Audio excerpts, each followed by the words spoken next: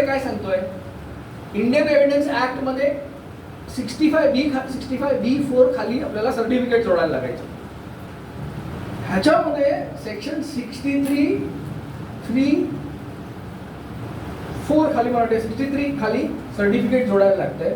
Problem काय, पहिला Indian evidence act मध्ये एकच सर्टिफिकेट लागायचं, ते काय एक्सपर्टचं लागायचं नाही, ते ज्याच्या हातामध्ये तो मोबाईल फोन आहे, त्याचा मालक आहे किंवा त्याचा मॅनेजर आहे, त्याचं सर्टिफिकेट चालायचं. तेव्हा पण पोलिसांचं चालत नव्हतं, आताही चालत नाहीये. आपल्याकडे रॉंग पायदंडा पसरलेला असतो, पोलिसच सही करून देतो, तो चुकीचं आहे, डिफेक्टिव्ह आहे.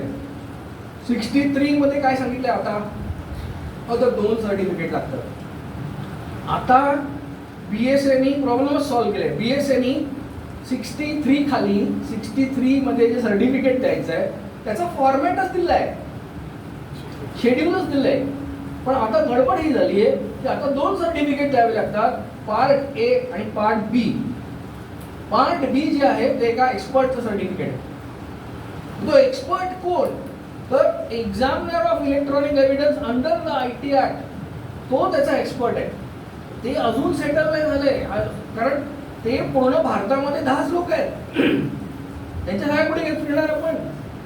तर आता जर ते पोलिसच नाही करून, पोलिसांनी ठरवून, त्याची कुठे तरी APPशी बोलत होतो, त्याने सांगितलं की ई साक्षामध्ये आम्ही करतो, आयो सही करतो पहिल्या याच्यावर, दुसऱ्या याच्यावर पण करून टाकतो. हे सगळे जेव्हा आर्ग्युमेंटला येतील तेव्हा त्याच्यावर केस लॉज बनतील. तर तो एक्सपर्ट म्हणजे कुठला दुसरा एक्सपर्ट नाहीये, इलेक्ट्रॉनिक एव्हिडन्स एक्झामिनर आहे त्याच्यावर. तुमचं उत्तर सांगायचं म्हणजे त्याला आतापर्यंत एवढंच आहे की पेन ड्राईव्ह द्यायचा, हे द्यायचं.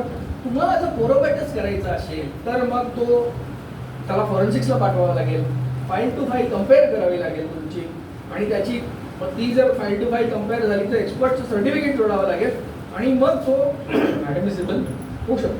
पण मी जर कोर्टाला सांगितलं, कारण की त्यांच्या हाती आहे ना, डॅशच्या हाती आहे, he or she wants to read it in to the evidence, he or she read it in to evidence, आणि आतापर्यंत निकाल लागलेच शेकडो. म्हणजे आपल्याकडे परिस्थिती बिकट आहे ना, आपल्याकडे तर प्रिंटआउट, ईमेलच्या प्रिंटआउटवर पण निकाल लागलेले आहे. आपल्याकडे 66A वरती सुद्धा लोकांनी कन्व्हिक्शन दिले. 66A under the IT act हा Shreya single versus union of India मध्ये काढून टाकण्यात आला होता. पण अच्छा, तुम्ही जर IT ऍक्टचा अभ्यासक आहात, सर्वात पहिली गोष्ट करायची आहे ती म्हणजे IT ऍक्ट 2025 चा बॅरॅक्ट वाचायचा. 2020 2021 जो मिळेल लायब्ररीत तो वाचायचा नाही, कारण सारखा अपडेट होत राहतो. तर 66A हा श्रेया सिंगलमध्ये काढल्यानंतर सुद्धा आपल्याकडे बुद्धिजीवी लोक होती. तो म्हणाला की हा फ्रीडम ऑफ स्पीच खाली काढलेला आहे. फ्रीडम ऑफ स्पीच फक्त भारतीयांनाच आहे कॉन्स्टिट्यूशन खाली, परदेशी लोकांना नाही आहे. त्याच्यावर लावा 66, हे पण इंटरप्रिटेशन झालं. त्यामुळे ते लागतच होता. मग जनविश्वास अमेंडमेंट ऍक्ट खाली 66A फायनली काढून टाकला. It's no longer in the part of law. असं सगळं झालंय. आता IT ऍक्टची खूप मोठी जर्नी आहे. मी IT ऍक्टचे स्टुडंट्स नाही आहेत, त्याच्यामुळे मी ते समरी देत नाही आहे. मी तुम्हाला आर्टिकलच्या मध्ये लिंक्स पाठवून देईन, त्याच्यावर तुम्हाला खूप सारा मी बोलत असतो, हिस्ट्री कशी झाली, काय झाली, काय. एक गोष्ट सांगून मग आज आपण थांबूया. तुम्हाला हे कोणालाच माहीत नसेल अजूनपर्यंत, ही आपली देशाची व्यथा आहे. तुम्हाला देशाची व्यथा सुरुवातीला सांगितलं, IT ऍक्टला झाली 25 वर्ष आणि आज आपण याच्यावर चर्चा करतोय.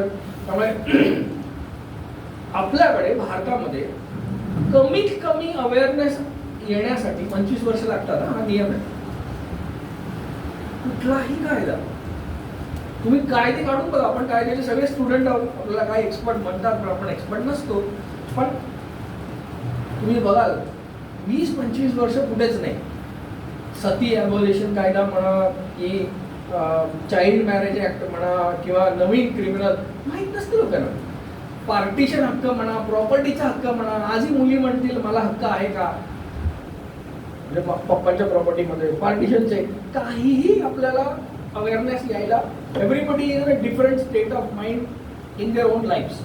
एक शेवटचं सांगतो, grievance appeal committee, grievance appellate committee नावाचं प्रोव्हिजन ITI ॲक्ट खाली आहे. ते का लागतं? समजा तुमचा इंस्टाग्राम, फेसबुक, ट्विटर वरती त्यांनी अकाउंट बंद करून टाकलं, तुमचं पासवर्ड नाही मिळत आहे, असं काही झालं, इंटरमिजियरीज विरुद्ध तुम्हाला काही ग्रीव्हन्सेस असतील जे त्यांनी सॉल्व्ह नाही केल्या, तर मग अपिलेट कुठे जाल? तर ग्रीव्हन्स अपिलेट ट्रायब्युनल. परत म्हणतो ग्रीव्हन्स अपिलेट ट्रायब्युनल. आता इकडे मी माझं एक क्रेडिट सांगू इच्छितो की ही भारतातले सर्वात पहिलं ODR मेकॅनिझम आहे, ऑनलाईन डिस्प्यूट रेझोल्युशन. तुम्ही बिलीव्हच नाही करणार की भारतात कायदे कसे बनतात. जेव्हा हे ग्रीव्हन्स अपिलेट ट्रायब्युनल कायद्यामध्ये टाकलं की इंटरमिजियरीकडनं तुम्ही खफात, तर तुम्हाला अपीलसाठी काय करणार हे बनवलं. तेव्हा कन्सल्टेशन चालू होतं. मी आपल्या ऑनरेबल मिनिस्टर बरोबर ऑनलाईन कन्सल्टेशन, मी गेलो नव्हतो दिल्लीला, मी इथनं कन्सल्टेशन चालू होतं आणि माझं त्याला सांगणं होतं एकदम स्पष्ट की ITI ॲक्ट खाली सिव्हिल 5 कोटीपर्यंत तुम्ही जजेसकडे सिव्हिल कोर्टात जाता येत नाही. 5 कोटीपर्यंत तुम्हाला इकडे जावं लागतं, ॲड्ज्युडिकेटिंग ऑफिसरकडे जावं लागतं, तो म्हणजे principal secretary in the IT minister, त्याकडे जायला लागतं. म्हणजे हे सक्षम गेल्या 25 वर्षात फेल झालंय.